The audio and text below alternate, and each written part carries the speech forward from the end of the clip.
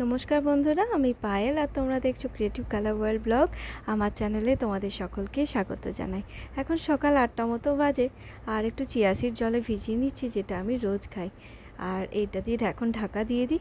আর চলো এখন স্যান্ডউইচ বানাবো, খুব খেতে ইচ্ছা করছে। সবার জন্য চাউমিন তৈরি করেছি আর সেখান থেকে একটু সবজি আমার জন্য সরিয়ে রেখেছি। আর এটা দিয়ে পাউরুটি দিয়ে যে স্যান্ডউইচ করব। এটাতে আমি দিয়েছি গাজর, বাঁধাকপি, পেঁয়াজ আর ক্যাপসিকাম।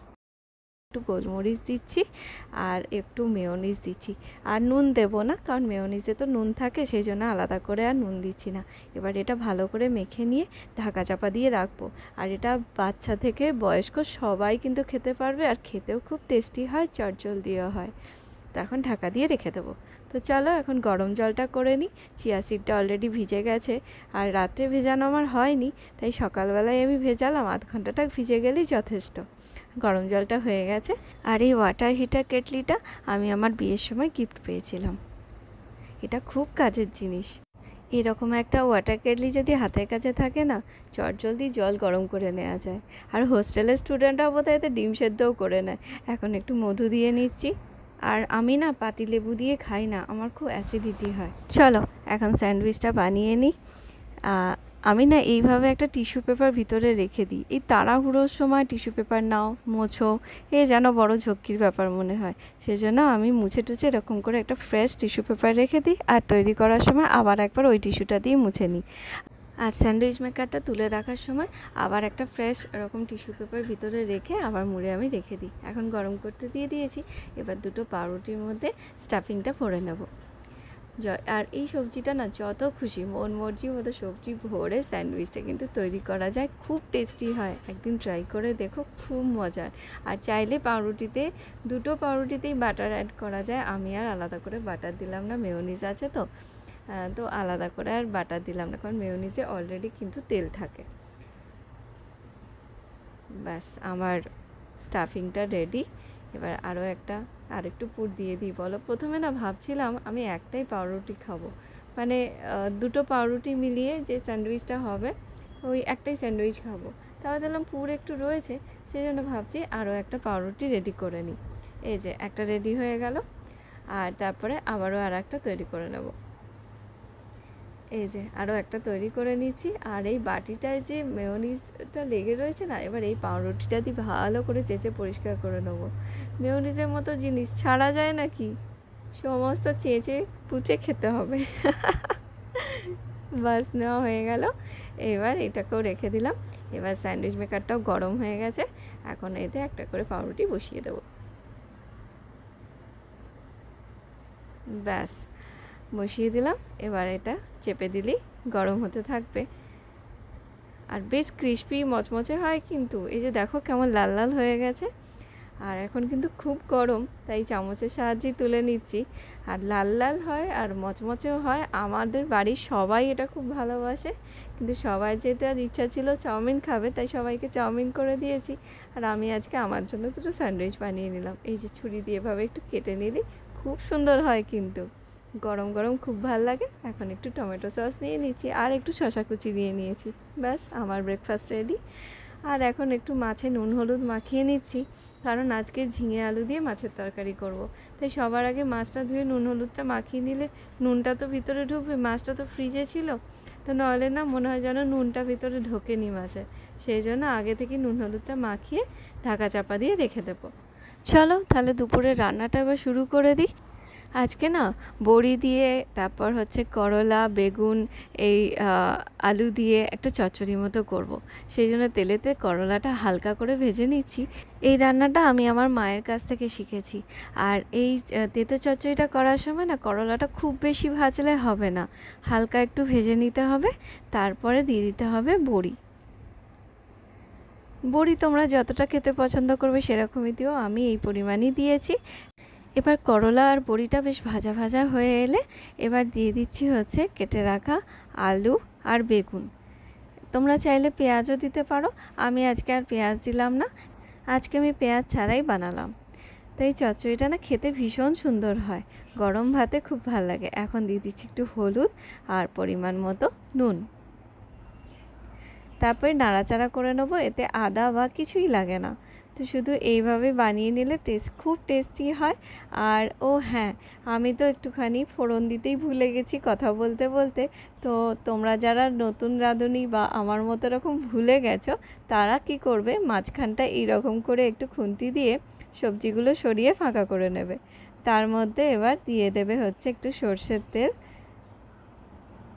আর তাতে ফোড়ন হিসেবে যাবে 5 ফোড়ন আর গোটা শুকনো লঙ্কা। এবার ফোড়নটা ভালো করে ভাজা ভাজা হয়ে এলে তারপরে সবজিগুলো মিশিয়ে নিতে হবে। চচ্চড়িটা দিয়ে খুব সুন্দর একটা ভাজা ভাজা গন্ধ বেরোচ্ছে। এবার এতে একটু জল ঢেলে দেবো, জল ঢেলে সেদ্ধ হতে দেবো। এবার ঝালের জন্য একটু লঙ্কার গুঁড়ো দিয়ে দিলাম। এবার ভালো করে নেড়ে নিয়ে এবার একটা ঢাকা দিয়ে দেবো। ব্যাস, ততক্ষণ হতে থাক। আর এই পাশের গ্যাসে আমি ভাতটা বসিয়ে দিচ্ছি। দুপুরবেলার রান্না তো, দুটো গ্যাস না জ্বাললে তাড়াতাড়ি রান্না শেষ হবে না। ব্যাস, এদিকে আমার তরকারিটাও হয়ে গেছে। এই দেখো জল একদম শুকিয়ে গেছে। তরকারিটা না এরকম শুকনো শুকনো হবে, চচ্চড়ি তো সেই জন্য। বা আলু করলা সব সুন্দরভাবে সেদ্ধ হয়ে গেছে। তো চলো এখন এটাকে নামিয়ে নিই। আর চচ্চড়ি জিনিস তো একটু খুন্তি দিয়ে ভালো করে একটু এরকম ঘেঁটে নিয়ে যদি নামানো হয় তাহলে বেশ মাখা মাখা হয়, গায়ে লাগা লাগা হয়। দাও নুনটা একবার চেক করে নিই। হ্যাঁ, নুন ঠিকঠাক আছে। আর চচ্চড়ি নামাবার আগে খুন্তিতে একটু ভালো করে এরকম নেড়ে নিলে বেশ চচ্চড়িটা মাখা মাখা হয়, নাহলে যেন মনে হয় একটা একটা জেগে জেগে আছে। তো ব্যাস চলো রেডি, এখন নামিয়ে নিই। দাঁড়াও, রান্নাগুলো আগে শেষ করে নিই, তারপর তোমাদের একটা জিনিস দেখাবো। আমি নিজের জন্য না দুটো জিনিস কিনেছি। সেটা কি কিনেছি আগে রান্নাটা কমপ্লিট করে নিই, তারপর আমি তোমাদের দেখাচ্ছি। এবার মাছের ঝোলটা বসিয়ে দেবো, সেই জন্য কড়াতে সর্ষের তেল দিয়ে দিয়েছি। আর মাছগুলো তাড়াতাড়ি ভেজে নিই। একটা ঢাকা না দিলে ছেটকাবার ভয় লাগে তো। আর আকাশটা দেখছো কীরকম মেঘ করেছে, মনে হচ্ছে এবার তুমুল বৃষ্টি আসবে।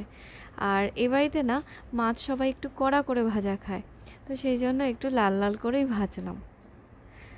তো দেখি ভাতটা হয়েছে কি না, আর একটু হবে। মাছটা ভাজা হয়ে গেছে, এখন মাছ ভাজাটা তুলে রাখি।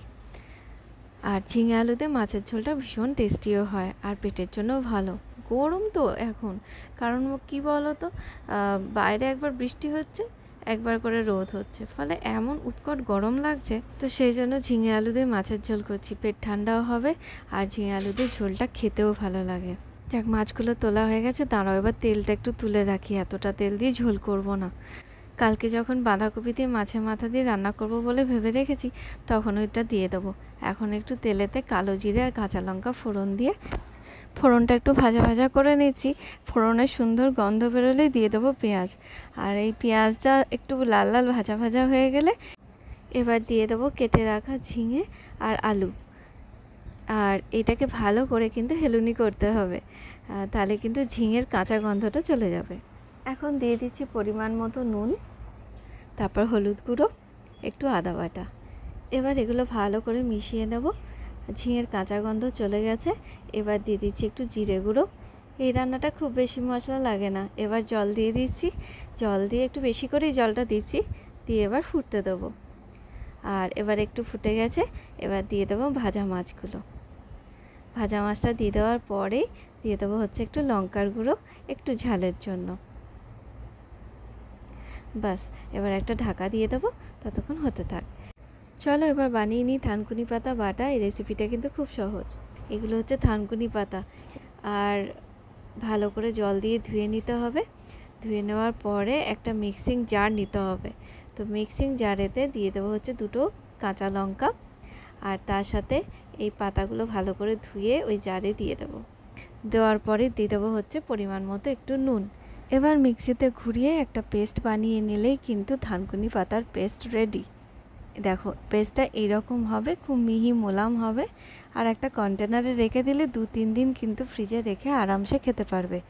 সেজন্য আমাদের বাড়িতে এটা সবাই খুব ভালোবাসে। এটা পেটের জন্য খুব ভালো, আর বর্ষাকালে এটা খাওয়া উপকারও আছে, কারণ পেটের গন্ডগোল একদম হয় না।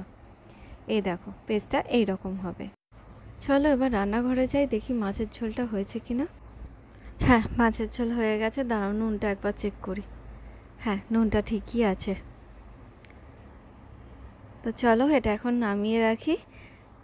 আজকে তো থানকুনি পাতা বাটা, এই ঝিঙে আলু দিয়ে মাছের ঝোল, আর করলা চচ্চড়ি আর ভাত, বাস এটাই আজকে রান্না করলাম।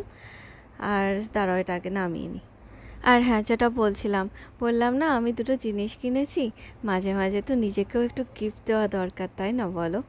আর দাঁড়াও, ভাতটা হয়ে গেছে কি দেখে নি।